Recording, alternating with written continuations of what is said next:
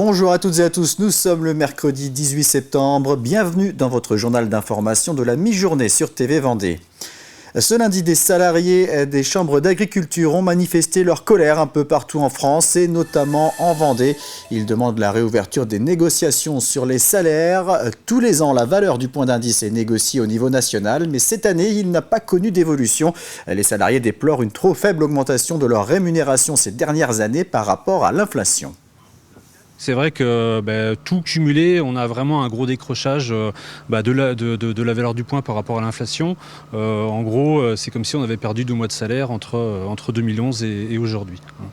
Donc c'est vrai qu'en termes d'attractivité de nos métiers, c'est compliqué de recruter aujourd'hui. Ça engendre aussi du turnover, bien sûr. Donc c'est aussi pour les agriculteurs, parce que pour avoir un accompagnement de qualité, il faut aussi des salariés qui restent en chambre d'agriculture et qui sont contents d'y être. On s'intéresse maintenant à un secteur qui doit répondre à une demande de plus en plus grande et qui est confronté à de grosses difficultés de recrutement, les services d'aide à domicile pour les personnes âgées et les personnes en situation de handicap. On compte une centaine de structures en Vendée, associatives ou privées, et presque toutes cherchent du personnel. Le manque d'attractivité et les conditions de travail sont les principaux freins. Alix Lanos. Lourdement handicapé, Benoît Baucher, 37 ans, a besoin d'une assistance humaine 24 heures sur 24. Ils sont 5 auxiliaires de vie d'un organisme privé à se relayer à ses côtés. Mais ce n'est pas suffisant. Benoît doit en effet régulièrement faire face au manque de professionnels dans le secteur. Cet été, ça a été très compliqué. C'est à la limite, même moi, j'appelle ça un enfer parce qu'il y avait des vacances, ce qui est logique, donc du personnel en vacances. Il y a eu des arrêts de travail en même temps, sauf que comme c'est ça fonctionne à flux tendu, il n'y avait pas de personnel. Donc moi, tout l'été, surtout le mois d'août, qui a été très très compliqué pour moi parce que c'était au jour le jour. Plusieurs fois sans solution, Benoît a même dû quitter son domicile pour aller ponctuellement en structure, une situation qu'il redoute particulièrement. J'ai mes difficultés, mais je souhaite être comme tout le monde, autonome, être chez moi avec mes amis, mes animaux, enfin la vie de tout le monde, on va dire.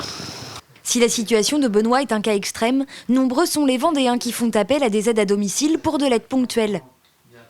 André et René Annereau, 86 et 87 ans, souhaitent rester à domicile. Pour cela, ils font appel au service de l'ADMR, le premier réseau associatif de services à la personne dans le département. Le lundi et le vendredi, c'est la douche, et puis le ménage, c'est le mercredi. Ah ben non, sans les aides à domicile, non, parce que moi je ne pourrais pas faire le ménage. Si j'enlève les draps de mon lit, je ne les fais pas aussitôt comme ça, il me faut toute la journée. Comme eux, environ 85% des personnes âgées souhaitent rester à domicile. Mais les structures de services à la personne se heurtent toutes à la même difficulté, le recrutement des aides à domicile. Pour faire face à la pénurie, l'ADMR a dû s'adapter et parvient de nouveau aujourd'hui à recruter. Ça va mieux. Alors pourquoi ça va mieux? C'est parce qu'on a fait des efforts. On propose des aides à domicile, des temps pleins. Pour celles qui sont à temps plein, une voiture. On propose des primes d'assiduité qui permettent quand même d'augmenter de manière assez conséquente les rémunérations. Et ça marche parce qu'on reçoit quand même beaucoup plus de CV. Les professionnels du secteur réclament en effet une meilleure reconnaissance de leur travail à l'heure où les besoins d'une population vieillissante ne font qu'augmenter. Célébrons les Jeux, c'était l'intitulé de la soirée organisée lundi soir à La Roche-sur-Yon par le département et le comité départemental olympique. Une soirée de remerciements à destination des athlètes et para-athlètes qui ont participé aux Jeux de Paris 2024, mais aussi des bénévoles et des sites qui ont accueilli la flamme. L'occasion de se remémorer certains moments forts de ces Jeux. Lors de ma victoire face à Joachim Gérard sur le fameux cours 14, là, oh là là, c'était à chaque changement de côté, à chaque point, les gens étaient là, peu importe ce que je faisais, et sincèrement, merci du fond du cœur. Moi, au Sable d'Olonne, j'ai eu la chance du coup de porter la flamme juste devant le club où j'ai commencé la voile, de passer notamment sur un ponton flottant où il y avait tous les clubs locaux, que ce soit en stand-up paddle, en longe-côte, en wave ski, tous les kayaks, et ensuite tout le club de voile qui était autour. Ils m'ont fait une haul là, voilà, c'était assez exceptionnel. C'est vrai que là, on sentait déjà tout le public à fond derrière et ça a été le cas toute la suite de l'aventure. Nous sommes en pleine saison de la récolte de pommes et dans certaines exploitations, les consommateurs peuvent venir les cueillir eux-mêmes. C'est notamment le cas au verger d'Apremont. 21 variétés sont proposées, certaines étant ouvertes à la cueillette jusqu'à fin octobre.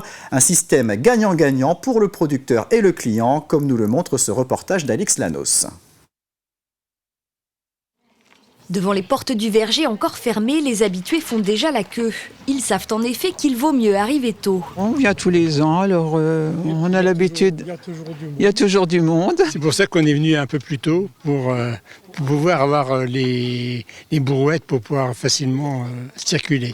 On fait la réserve pour tout l'hiver. La réserve de pommes. 21 variétés sont disponibles sur ce verger de 3 hectares. Et aujourd'hui, les cueilleurs sont venus pour un fruit bien précis.